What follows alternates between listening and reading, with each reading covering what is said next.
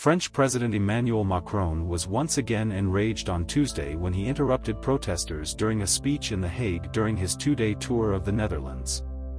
Macron was briefly interrupted before protesters were quickly removed, but the demonstration showed that French president continues to face strong opposition to his controversial pension reforms.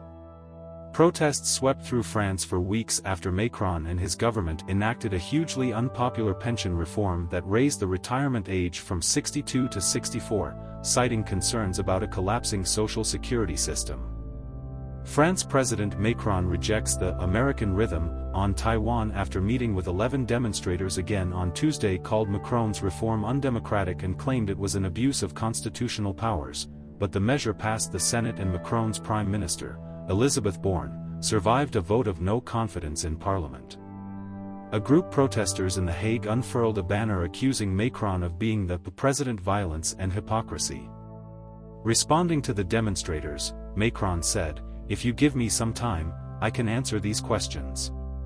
"It's very important to have this kind of discussion," Macron said, pointing to other undemocratic practices that spiraled out of control, such as riots in the U.S. Capitol on January 6, 2021, and electoral riots in Brazil earlier this year. "The day you think, when I disagree. I'm the one to decide, you're putting democracy at risk."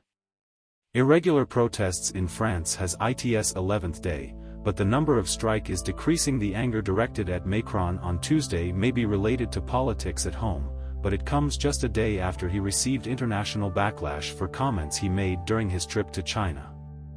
No, the French president was quoted on Monday.